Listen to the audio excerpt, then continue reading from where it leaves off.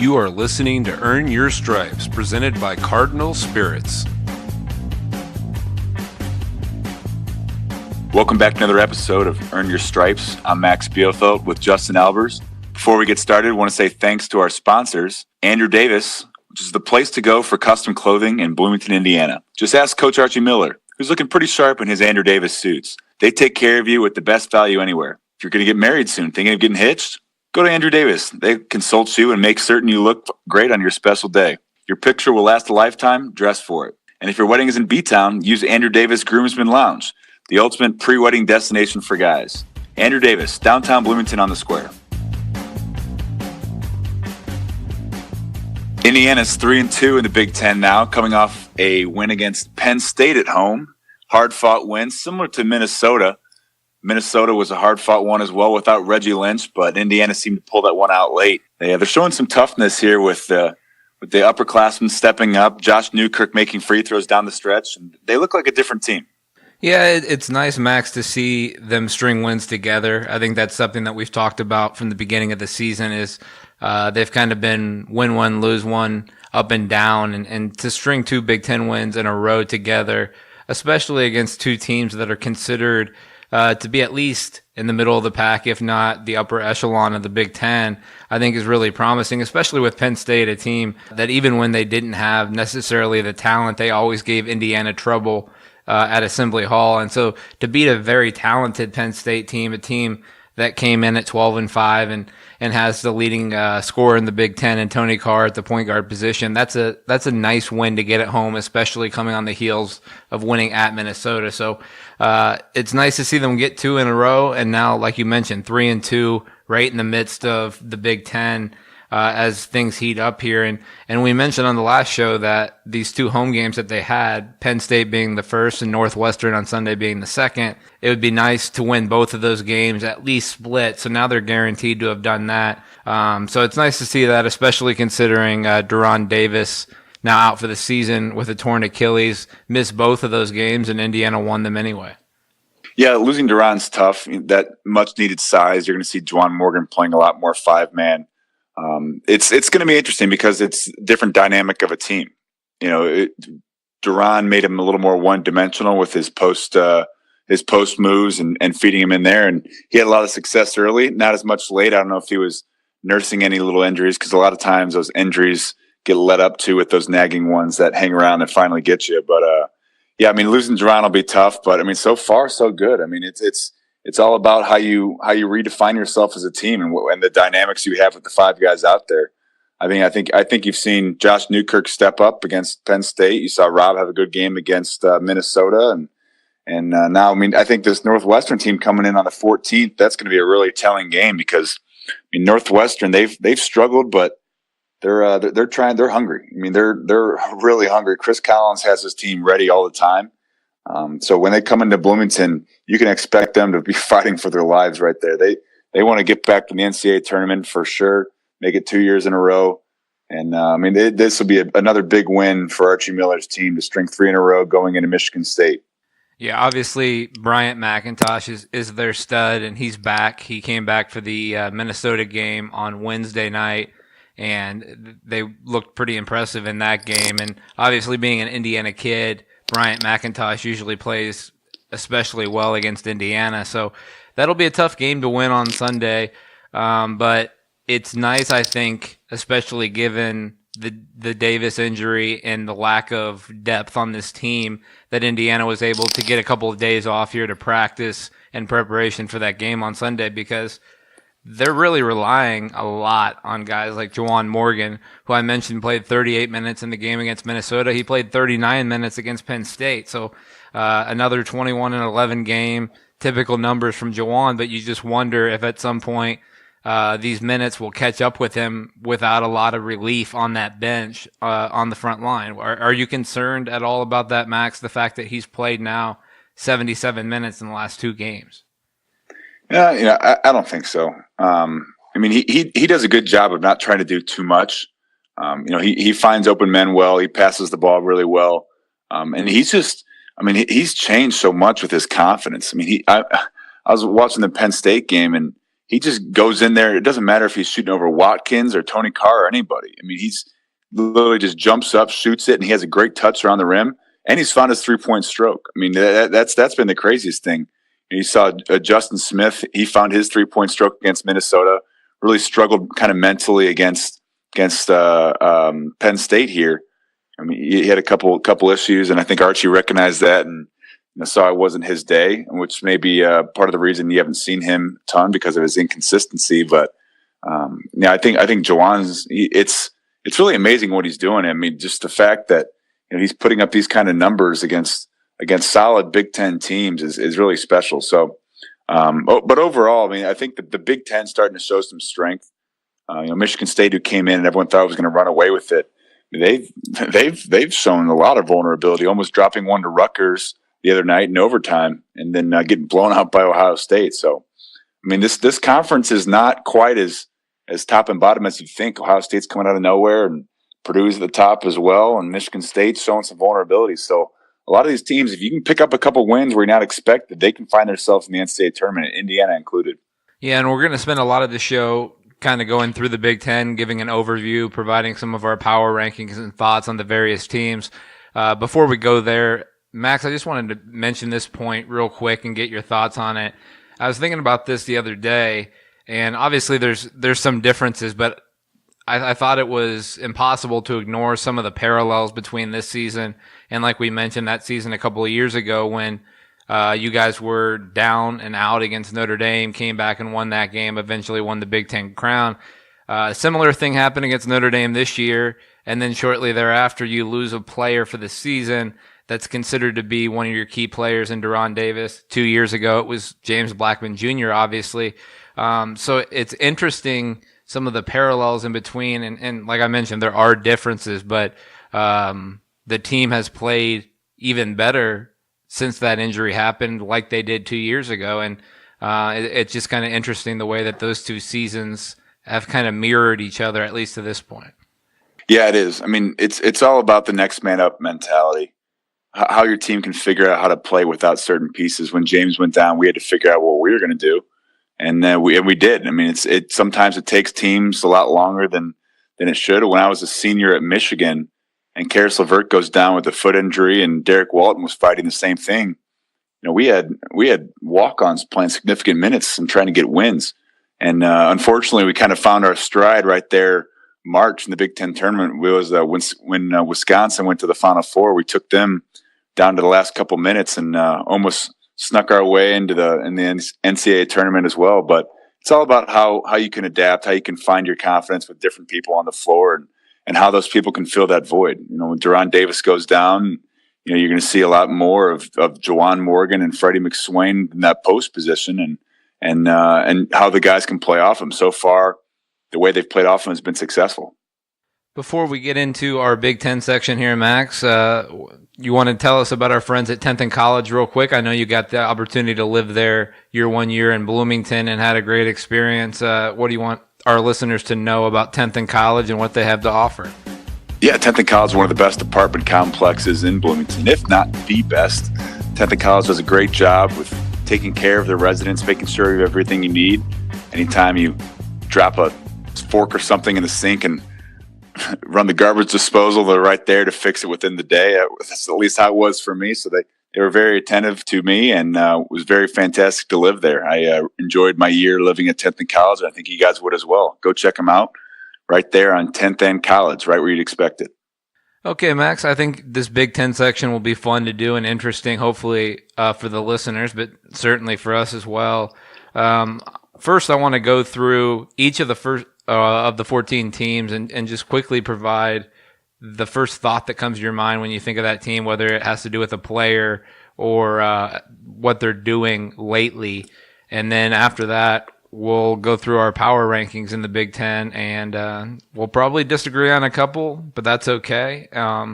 So I'll start with the team that's ranked highest as far as KenPom has them right now, and that's Michigan State at number 3 overall. They're 16-2. Max, what's the first thing that comes to mind when you hear Michigan State? Well, right now I'm thinking they got to figure it out. I mean, almost losing to Rutgers and getting blown up by Ohio State, they got to find themselves again. They were the 2 weeks ago. They were easily the best team in the Big Ten. No one was questioning them finishing anything lower than first. And now all of a sudden you're seeing them show some vulnerability against Rutgers, and I mean, yeah, they had a good win against Maryland in between by 30, but I mean that overall they have such a talented team. They got to be able to figure that out. I think the key thing with Michigan State is the fact they have Bridges averaging 16 a game, Ward with 14, and Winston with 12. I mean, that's a very dynamic point guard, wing, and big, being able to score a lot of different ways. So, teams excel defensively against certain areas, whether they're really good at post defense, they have good guards that can be up the perimeter. But the thing Michigan State is they're versatile. They can hit you from a lot of different ways, and they have a really deep bench as well. Yeah, my one thing for Michigan State is scores other than Miles Bridges, and you mentioned that they are fairly balanced in terms of averages. But if you notice, the games where Miles really struggles, Michigan State struggles to find a guy to pick up the slack offensively. Those scoring numbers usually come when Miles Bridges is getting his and performing well, but the last 2 games he's really struggled against Ohio State and Rutgers, and Michigan State has kind of had a hard time finding another go-to person. And you like to see somebody like Langford step up, and he did to a certain extent against Rutgers, but you need more consistent scoring when Miles Bridges, when his shots aren't falling, when he's in foul trouble, and I think that's something they're still working through, trying to figure out how to score points when their star maybe isn't having his best night.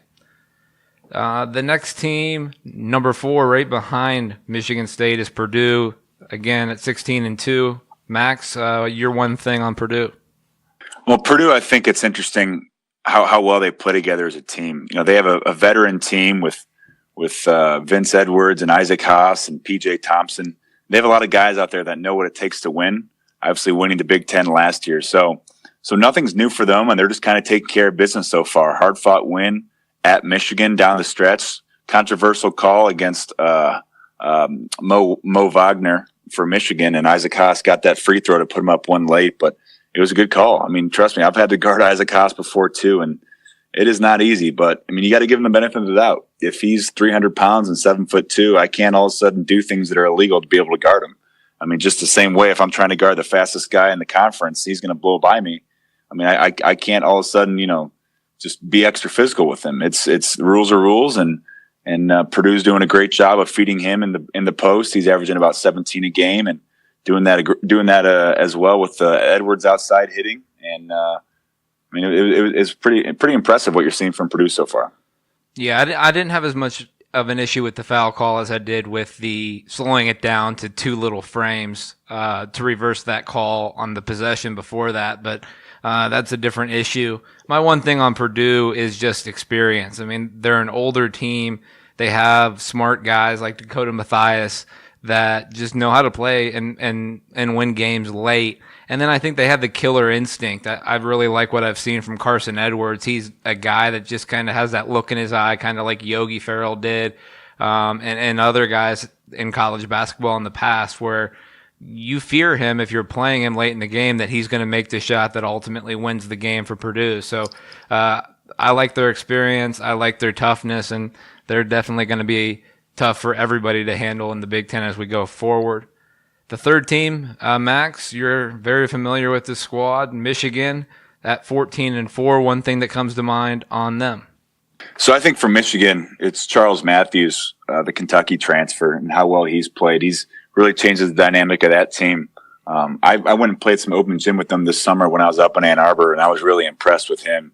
His athleticism and his shooting ability, and he can do some things that Michigan doesn't normally have. Obviously, they have Mo Wagner, who's one of the most unique bigs, if not the most unique big to guard in the Big Ten. I might say him and Isaac Haas are probably the most unique just because you have to guard him very interesting. Mo Wagner can knock down that three and take you off the dribble behind the back and finish with a dunk, as well as have some good post moves. So I think Michigan's a tough team to guard. Obviously, their offense, that 2-guard offense, is one of the toughest to keep track of in the Big Ten. So they'll. I think Michigan, an interesting parallel for them is Wisconsin. Wisconsin's kind of always snuck their way into the top 4 of the Big Ten with their offense and being really disciplined. I think Michigan takes that same approach. You could see them easily squeak into the top 4 going forward here the next couple of years. Just putting different pieces into that offense and being really efficient with the ball, not turning it over. Yeah, I think the obvious thing that comes to mind for me with them is just intelligence, the way that they play. And I think probably that just goes back to John Beilein.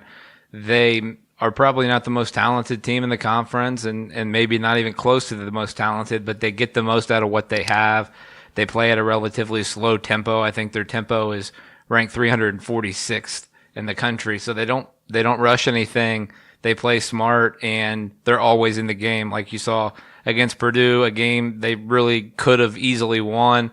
They lose by a point, but I don't think that result ultimately matters all that much. It's the fact that they're continuing to grow as a team. And you've seen that throughout the year, the win against UCLA, they won at Texas. So they've been tested already. And so I think intelligence is the thing that comes to mind for me when I think of this Michigan team. Also, I mean, you got to keep track of one last thing about Michigan is their top 8 players as far as minutes go are all shooting 35% or higher from 3. And that makes them a really dynamic team. They can play with anybody with that. Right. The fourth team, Ohio State, number 32 in KenPom, 13-4 overall. One thing that comes to mind on Ohio State for you, Max? Yeah, for Ohio State, I mean, it could be so many things. I mean, you got to go with Keita Bates-Diop. He's the conductor of this hot train. I mean, 32 points against Michigan State, averaging 20 points per game. You know, he played 40 minutes from where I grew up in Peoria, Illinois, Central Illinois guy, and I actually played him when he was a freshman in high school, and I was a senior. But he wasn't obviously as good as he is now. He's absolutely turned a corner. He's a laid back guy, so it's kind of hard to see him take over a game. I know Holtman was begging him to take more shots, which they were talking about on the broadcast. He's, with your best player, it shouldn't be something where you have to beg him to take more shots, but that's the way Holtman is. And I think, that's kind of the team's playing off him. And Keita Bates-Diop, he's not the Carmelo Anthony where you have to feed him the ball every time he's going to get mad at you. And it's the Carmelo show. I think Keita Bates-Diop does a great job of matching talent with the team. I'm watching this Maryland-Ohio State game, and Ohio State's just making the extra pass, finding open guys, and knocking down shots. I mean, they're up 26 points at this time of the recording on Maryland, and Maryland's a solid team. Little hurt with losing Justin Jackson this year, but they're crushing them so far. Yeah, and you mentioned that Bates-Diop doesn't need the ball like Carmelo, but I think there is somewhat of a parallel between their games in that when I look at Bates-Diop, of all the players I watch in college basketball, he has the ability to kind of go into that NBA type ISO when he has the matchup that he likes. And I think that's very scary for an opponent when you have a small guard isolated against him. He's going to clear that side of the floor and go one-on-one and force you to either bring a double or face him one-on-one and foul him. So that's what makes him really scary, I think, to me, besides just the shot making and his unselfishness, is the fact that he takes advantage when there is a smaller guy on him. But the one thing for me for Ohio State, I think it has to be Chris Holtman, just the change in culture, the change in style of play for this team from a year ago. They were ranked outside the top 200 in turnover percentage last year.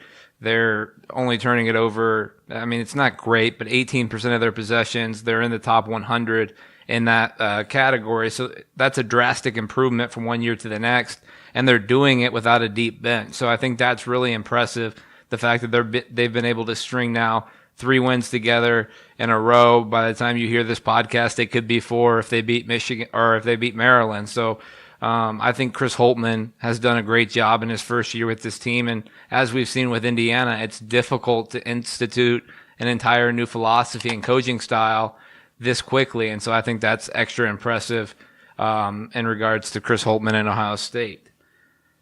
You just mentioned them, Max, and Ohio State's playing them as we record. Maryland, number 33 in KenPom, 14-4. What's your one thing on Maryland? Yeah, for Maryland, it's defense. I mean, it's struggling defensively, especially in Big Ten play. Mark Turgeon, he's had to go to a lot of 2-3 zone this game that I've watched so far, and overall, they've let Ohio State put up 71 points. I mean, there's still 8.5 minutes left, and Ohio State's just getting good shots. I mean, Maryland is struggling defensively, and And I think that's going to be an issue for them going forward. Yeah, I think the defense is an easy thing, but I'm going to go ahead and point to the turnovers. I think they've just been really careless with the ball this year. A team that's pretty talented was predicted to do well in the conference and overall, but they're turning the ball over on 21.9% of their possessions, more than 1 out of every 5. That's 307th in the country. So, and they're only forcing 17.3% on the other end. So neither one is good. And that's something we've seen with Indiana in years past is the turnovers can really lead to a lot of close losses in games that you probably should have won. And Maryland's been victim to that quite a bit this year. So that's my thing. If they can get the turnovers under control, and they should be able to with the guard play that they have from Anthony Cohen. But right now, that's my one thing for Maryland is the turnovers.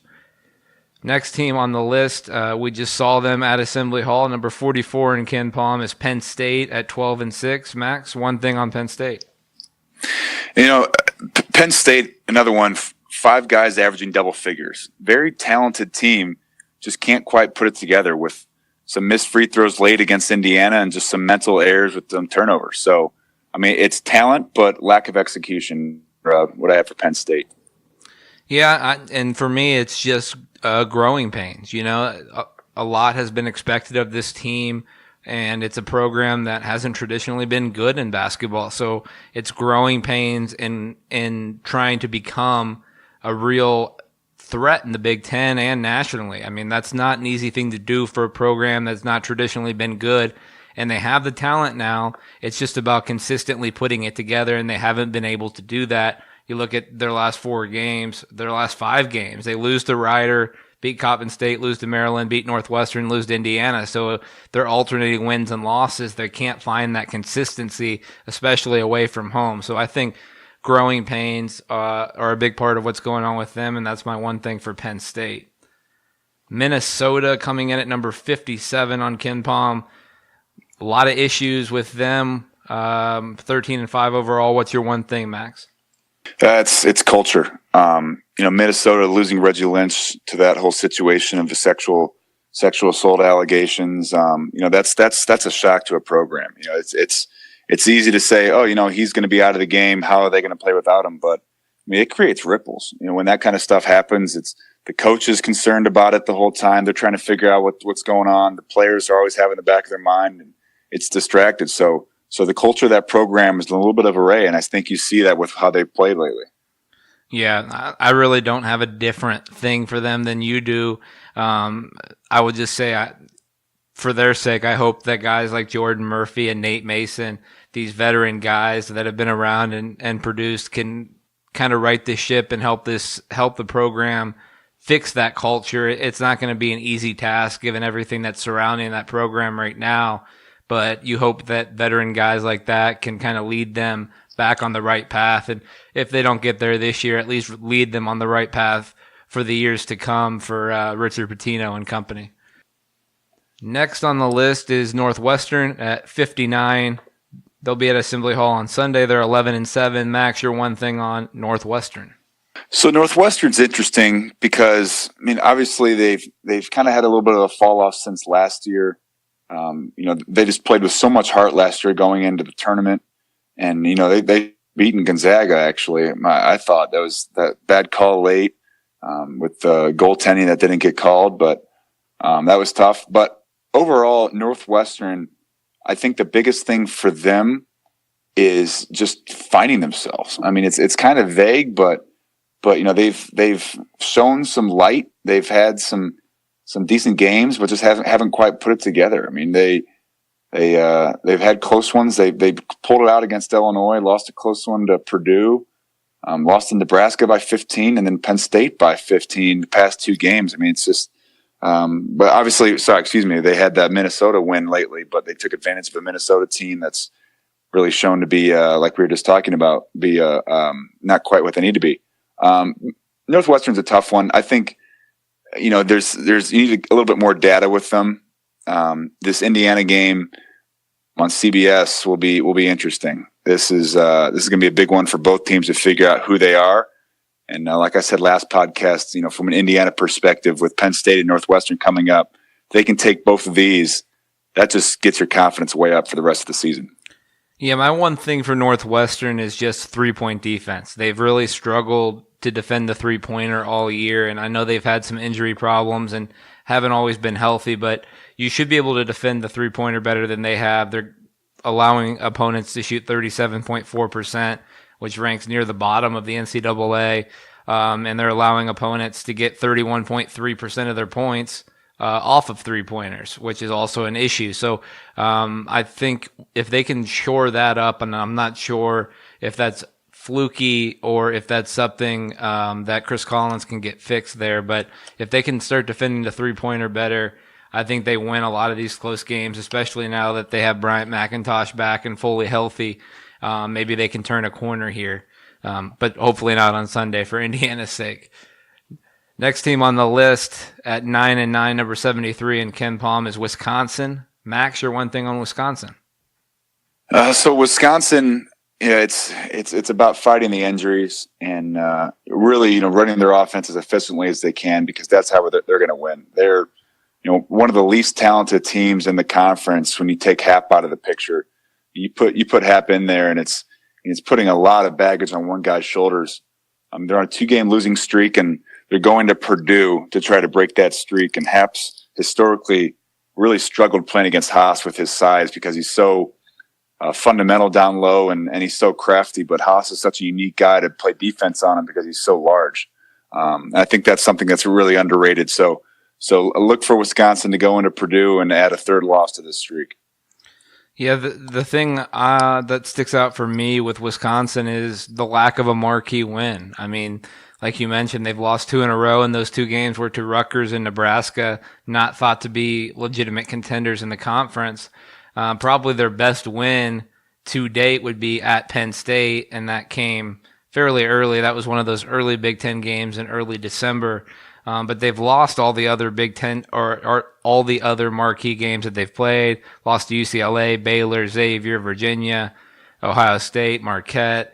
So at least they have played good competition. They just haven't been able to close one of those games. So that's my one thing with Wisconsin is just the lack of a marquee win at this point. And when you get down to tournament time, not that I think Wisconsin will be on the bubble or have a chance to get in, but if they are, they need a couple of these games to go their way, and they haven't to this point. Next on the list, number 83 at 12-6 is Nebraska. Your one thing on Nebraska, Max? Now, Nebraska is really interesting to me. They're a team of transfers with James Palmer Jr. coming from Miami, and as well as Isaac Copeland coming from Georgetown. Those are the 2 leading scorers this year. But Nebraska is one that they could really finish just about anywhere in the conference. They lost bad to Michigan State in December and at Purdue, but they should have beaten Kansas at home, and they handled Northwestern at Northwestern. I'd say the thing for Northwestern for me is consistency. Consistency is key, and they have at Penn State versus Illinois and then versus Michigan coming up. And I mean, I think they're going to be favored in most of those games, probably not Michigan, but Nebraska could really surprise some people late. Yeah, I think the one thing for me with them is dangerous. I mean, we don't know exactly what they are at this point, kind of what you alluded to there. And when you look at their schedule and their wins and losses, it's fairly interesting to look at. I mean, they were blown out by Michigan State. That's kind of an outlier, but they play Kansas at home, lose by a point, easily could have won that game. They played Creighton, who is very good, tough at Creighton, lost that game by 10. So they've played a lot of good teams, and they've played them well. And they beat Wisconsin on Tuesday night.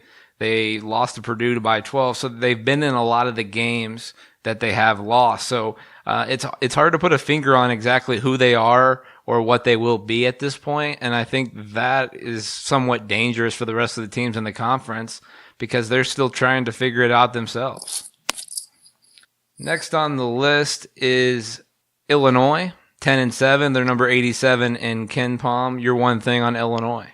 My one thing on Illinois is just Big Ten. I mean, they have a solid team this year, and they've shown really bright spots. But over the past couple of years, they've just struggled so much in the Big Ten. I think it's mental. If they can kind of put together some Big Ten wins, that's what really matters. They had that tough loss to Northwestern earlier in December because the Big Ten started playing earlier. They lost by 4. They lost to Maryland by 1 point. I mean, that could have easily gotten them on the right foot, but with those 2 losses, and they just lose to Minnesota and Michigan lately, and they're playing Iowa right now as we speak. So if they can get this win against Iowa, the two 0-win teams playing against each other, see if they can try to figure it out. But right now, I mean, it's just Big Ten. They got to figure out the Big Ten and get over that mental hurdle. Yeah, and I'm going to go the other way, and I'm going to say non-conference, and the focus of that being they didn't really play anybody in the non-conference, and I think that hurts them in the Big Ten. They haven't really been tested. They didn't go out and schedule some of these big names in the Big Ten ACC Challenge. They played a fairly mediocre team in Wake Forest, so they weren't tested outside of the conference, and I think when you're not tested in your non-conference schedule, you show up a little bit unprepared for the conference season, and I think that's what's happened to them. Other than that, it's just got to be offense. I mean, they rank very low in every offensive category. They struggle to score. They struggle to shoot from the perimeter, and so that's going to be an issue throughout the year, and it has been to this point. Next up, number 90 in KenPom at 9-9 is Iowa. Max, your one thing on Iowa. My one thing is just pray for a miracle because Iowa has not looked strong this year, losing to about every decent team they could. I think I'd say their best win so far this season is maybe Drake. I mean, they're number 1 in the Missouri Valley right now, and they smacked them at home. But besides that, and they beat Colorado, but have lost just about everybody else. Iowa State in the rivalry game. I mean, Iowa, it's just chalk this one up to a rebuilding year, and yikes. Yeah, my one thing for Iowa is leadership and the lack thereof. I think people kind of underestimated how important Peter Jok was to that team besides just his scoring, what he provided from a leadership standpoint. You've not seen anybody really step up in that area. And then the other thing I would say is too much in a hurry. I mean, their average possession length this year is 15.4 seconds, and you consider a 30-second shot clock. That's the 25th lowest average possession in the country. So they're in too much of a hurry, and when you don't have the talent, you kind of have to manufacture offense and take your time and kind of limit the possessions like a team maybe like Michigan and Wisconsin do. And Iowa has not done that, and they've struggled as a result. Like you mentioned, Max, it's going to be a tough year for them. They haven't won a Big Ten game yet as we're recording this, and I don't know when that first win will come. Yeah, one last thing on Iowa. It's just interesting. 2 years ago when I was playing against Iowa and they were a top 5 team in the country, it's just unfortunate that McCaffrey couldn't fill in guys to go into that system. I mean, it's a fun system to play in. You're running up and down. There's a lot of shots to be scored. And Iowa's putting up crazy numbers. If you remember 2 years ago, they were beating Michigan State by 20 points every time they played them. I mean, Iowa was a scary, scary team. And they just haven't had quite those people to fill in. And I mean, Peter Jok last year was like the last remaining one that kind of really had that spunk that they had with Jared Utoff and Adam Woodbury. And I mean, right now it's not a good year for Iowa. Second to last team in terms of KenPom, surprisingly, Indiana is all the way down here at number 91 at 10-7. We mentioned that they've won back-to-back games. One thing that comes to mind for you on Indiana, Max? So Indiana, for me, it's hope. It's losing your first game of the season to Indiana State. Yeah, that's going to really take a mental toll on you. And then obviously losing to IPFW, both of those at home. It's a new system. It's a new everything. And, they have to start. I mean, obviously if they would have beaten Duke, that would have started giving them hope more there. But I think that Notre Dame win turned it around a little bit. IPFW, I'm going to chalk that up to just being wild. The Wisconsin loss should have taken advantage of a weak Wisconsin team that was fighting a lot of injuries. But they have 2 wins in a row right now versus Big Ten opponents, and I think that's going to give them some hope going into Northwestern. And if they get a 3-game win streak and they're hot, and Michigan State's still playing the way they've been playing, that'll be a very, very fun game to watch. But could easily go the other way. They could easily blow them out, and it's all about Indiana's mentality and the hope of losing Deron Davis and who can fill that void. Yeah, my one thing for Indiana is perimeter shooting because that's something that they've really struggled with all year. And it's something that as we go forward in the Big Ten, teams are going to game plan and just kind of dare people to shoot for Indiana and kind of pack the lane against guys like Juwan Morgan. Indiana is only shooting 30.5% from 3-point line this year. That's 319th in the country.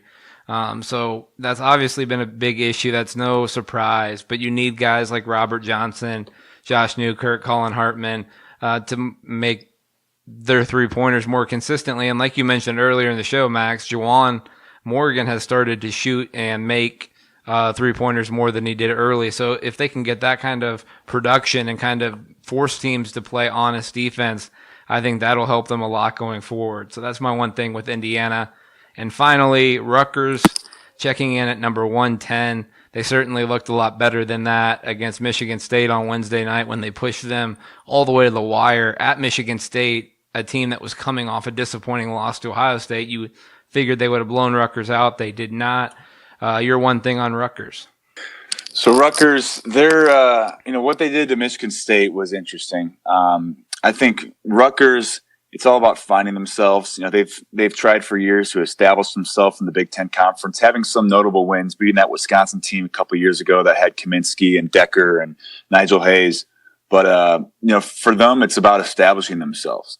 Can they go in and beat Ohio State and Iowa coming into them at home? I mean, if they can knock off Ohio State after almost beating Michigan State, I mean that's kind of starts to show you there's a spark there. If they can really find themselves and give the ball to Corey Sanders in the clutch because he can make some shots against anybody, I think that'll be a key. But Rutgers is interesting because they've had a really big change of culture. We had talked about this on episodes before, but when we used to play Rutgers, it was going to be a field day, and you're going to be able to get up anything you wanted. And they've started to change their culture, find themselves as far as establish themselves as a more physical team and more dominant team offensively. And that's my one thing for Rutgers. Yeah, playing off that, Max, I think my one thing would be defense because, like you mentioned, they used to be a team that you could easily run out of the gym with your offense, and that's not the case anymore. People don't realize it, but they're 27th in defensive efficiency nationally. Their defense is really, really good, and they showed that against Michigan State on Wednesday night. Their effective field goal percentage defense is 14th in the nation, so they rank super high in every defensive category. Their issue really is offense. I mean, they struggle to score outside of Corey Sanders, who usually isolates and tries to go one-on-one. They don't have a ton of offense, and that's been their issue, and that's why they're ranked probably this low in terms of KenPom. But the potential is there because they've built a foundation of defense, and I think that's probably more difficult than finding the offense. I think the offense can come over time. You can build into that system. I think what Steve Pikiell has done at Rutgers is great, and I think he's starting to turn that program. Hopefully that continues as things go on. So that's all 14 teams, Max, our one thing on each one. Now I'd like to jump into our power rankings, and why don't you go ahead and define for our listeners how we're going to view power rankings or how we define power rankings before we start. So, we were talking about this earlier because Justin was saying that everyone kind of defines them in a little bit different way. But I'd say the power rankings should be this, it's about who's playing well right now. That's part of it. But at the same time, it's, who's good, who's putting up the wins. So that's the first one. Who's winning? Who looks good against the team? And also in the moment, the thing about power rankings is, Minnesota is going to be a little lower, losing Reggie Lynch and showing a lot of vulnerability.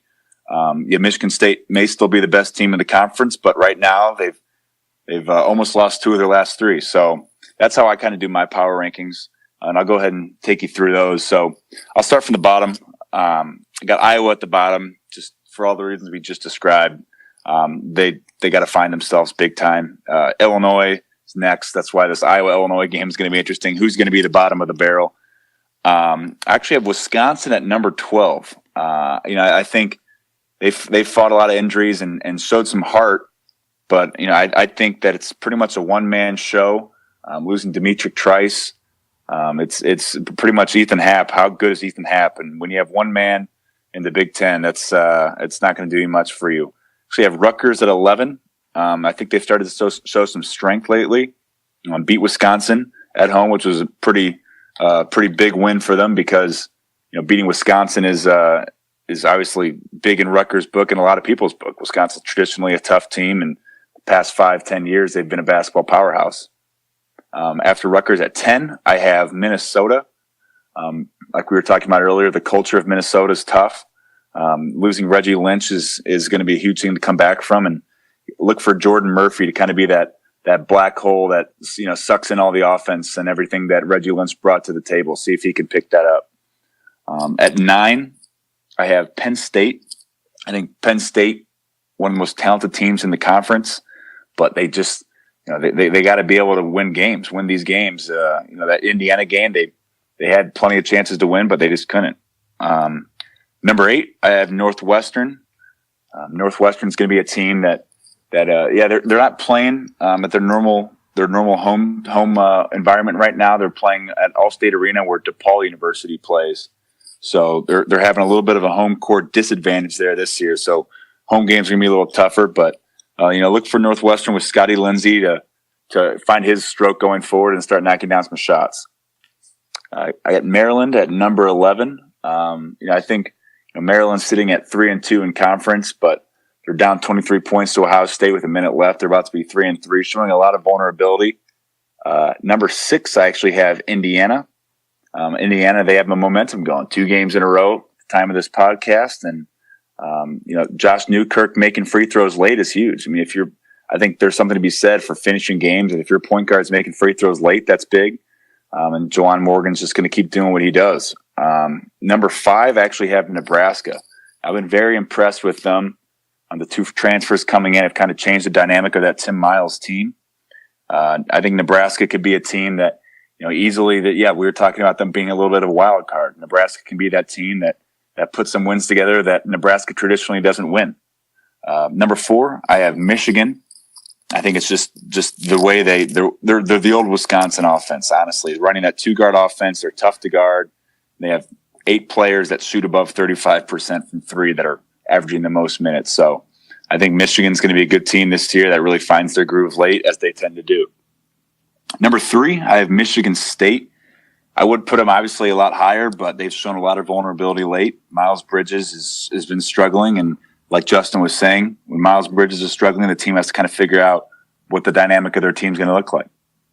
Number 2, I have Ohio State, who's now 5-0 in conference. Keita Bates-Diop, for me, as we were talking about him earlier, is absolutely unbelievable. He had, I believe, 25 points against Maryland tonight. He was averaging just over 20 points a game. And he has a support staff around him that's capable of dropping anywhere from 10 to 15 points. Cam Williams and Jayshawn Tate are playing out of their minds. And then number 1, I have Purdue, who's just kind of been the powerhouse of the Big Ten in the past 2 years. Very established inside with Haas and Harms, which I think they offer a unique tandem of bigs. When they used to have A.J. Hammonds and Isaac Haas, it was kind of the same thing. You have the big size, and you got to kind of make them move their feet. Harms is interesting because he's pretty skinny, but he moves a lot better. And he's just lighter, and he's a different kind of big defensively and offensively. So I think that's a very interesting dynamic. I didn't even talk about Dakota Mathias earlier. He's one of the best players in the Big Ten. And both of the Edwards have been fantastic. And, P.J. Thompson, a little guy leading the charge up front. So those are my Big Ten power rankings. Pretty good list, Max. Remind me who you had 9 through 14 again. Sure. I had Penn State 9, 10 Minnesota, 11 Rutgers, 12 Wisconsin, 13 Illinois, and 14 Iowa. Yeah, I think the bottom is probably where we're going to disagree most. I do agree Iowa should be last. I would actually put Minnesota at 13. I think they're going to go into a tailspin from here, and I think given the talent that they've lost and everything that's gone on there, I just feel like they're probably not better than most teams in the conference. They may be last by the time we finish, but right now I'm going to have them as 13th. I would have Rutgers at number 12. I think Wisconsin, even with their struggles and their lack of talent outside of Hap, I still think Wisconsin is a better team overall than Rutgers. So I would have Wisconsin at 11. I would put Penn State at number 10. So that would be the main area where I would disagree with you. At the top, I definitely agree that Purdue is the top team. They've earned it to this point. They're defending Big Ten champs, and they just knocked off a very talented Michigan team on the road in a tough environment. So they definitely get the number 1 spot. I may cause some fans to disagree with me here, but I'm still going to put Michigan State at number 2, even though they just got blown out at Ohio State. I still think they are the second best team in this conference, and while they're not playing great right now, I think they're a better team than Ohio State. But I'll leave Ohio State at number 3. Very close between Ohio State and Michigan for me. I think Michigan's a team to watch out for as the season goes on. I worry about Ohio State's depth, and I wonder if they fall off as the season goes on and fatigue becomes a factor, but they've certainly been impressive so far. So I'd go Purdue, Michigan State, Ohio State, and Michigan 1 through 4. I'd actually put Indiana ahead of Nebraska and flip-flop those. They haven't played each other, obviously, so I have no legitimate reason for doing that other than I've watched both teams, and I feel like Indiana's playing slightly better at this point. But like I mentioned when we went through the one thing, Nebraska, we don't really know who they're going to be yet. So that could very well change next week, tomorrow. I mean, this thing is constantly in flux. But I think for the most part, Max, we agree on those rankings. And I think had we predicted the conference would look like this a few weeks ago, I don't think we would have thought it would be this competitive, or we would think that a team like Rutgers would take Michigan State all the way to the wire at Michigan State. I wondered if it would be a top-heavy league this year with Michigan State and Purdue, and teams like Ohio State and Michigan have been impressive, and all the way down to teams like Rutgers are challenging the top teams in the conference on the road. So it should be another interesting year in the Big Ten. And if I had to predict right now, I think Michigan State wins the league, but Purdue certainly looks good right now. You know, Max, buying tickets to sports and concerts can be complicated and confusing, but there's a better way to buy with SeatGeek. SeatGeek is the smartest, easiest way to get tickets to every type of live event. Whether you're searching for a last-minute deal, planning a night out, or need to find a perfect gift, SeatGeek helps you find the best seats at the best prices, fully guaranteed. SeatGeek saves you time and money by searching multiple ticket sites to compare prices and find amazing deals. And to get you the most bang for your buck, SeatGeek grades every ticket based on value to help you immediately identify the best seats that fit your budget. Plus, every purchase is fully guaranteed, so you can shop for tickets on SeatGeek with confidence. Make SeatGeek your go-to app for finding the best deals on every type of ticket, from sports and concerts to comedy and theater. Best of all, and don't forget this part, listeners, our listeners get $20 off their first SeatGeek purchase. Just download the SeatGeek app, enter the promo code STRIPES, STRIPES. That's promo code STRIPES for $20 off your first SeatGeek purchase. Thanks to SeatGeek for jumping on board as a sponsor. We hope you take advantage of that $20 off offer by using our promo code when you download the app. All right, before we close the show today, we want to do one of our favorite segments, and I hope one of yours as well, our quote to note section, where we each provide a quote that means something to us and kind of explain why it does. Hopefully it inspires you, or you have some quotes to note of your own that keep you going, motivated throughout the work week and beyond. For me this week, Max, my quote to note is going to be, tell me and I forget, teach me and I remember, involve me and I learn. And that's from Benjamin Franklin. And I think that's just a good message, because it's more about just telling people and speaking at them using words. Words talk is cheap. To really invest and your time and your energy to teach somebody something, or allow them to be part of it so that they learn on the fly, I think is the most valuable thing you can do. You can tell somebody something or what it's like all you want, but unless they experience it for themselves or you actually teach them how to do it in a real life environment, then people really aren't going to gain a whole lot from that. So that's something that's meaningful for me because I know that's how I learn best. Certainly if I get taught something, then I'm going to remember it. But if I get to be involved in the actual practice of something or the production of something, then I actually learn, not only remember, but learn and can replicate it again in the future. So that's my quote to For note sure. for this I'm week. the same way.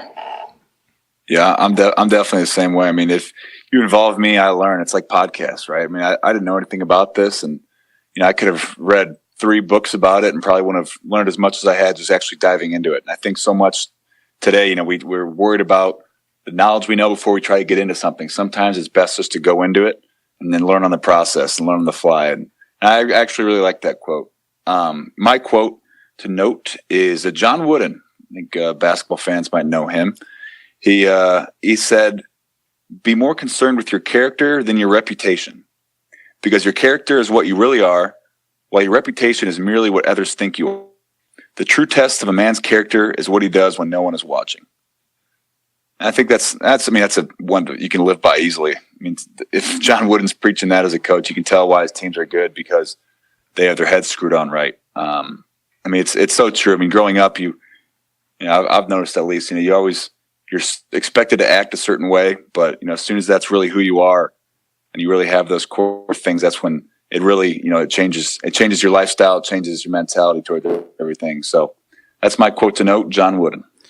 Yeah, I definitely think that's meaningful because reputation so often can be superficial. I mean, it doesn't take a person a lot of time to invest in you, to get to know you before they figure out your reputation. And so that's what kind of makes that difficult to do, to focus more on your character than your reputation, because people are somewhat lazy. Like, not that many people are going to take time to really get to know who you are.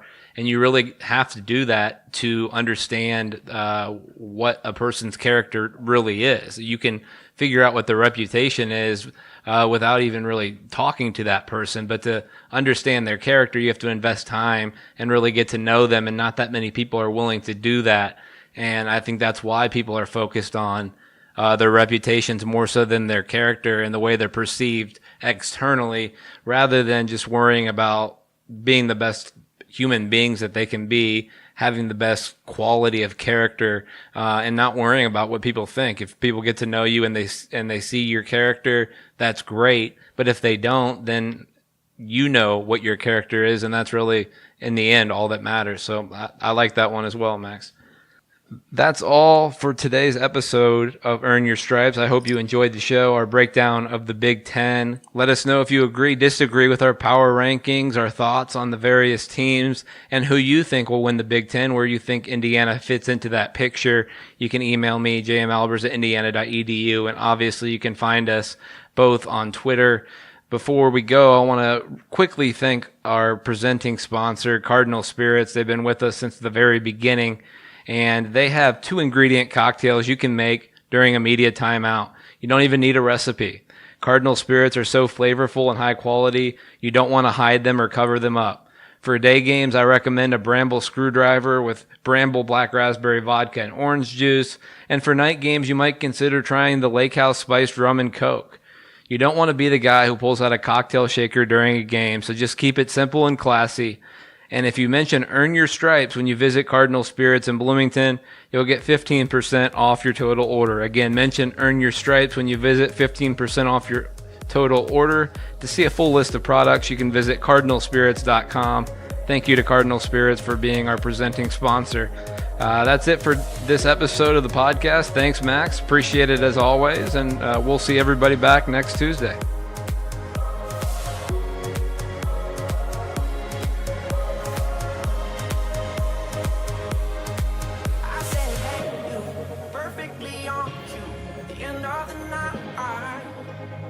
I recall, I said, hey, babe, when you walk my way, you caught me on fire. Save me the time, save you the trouble.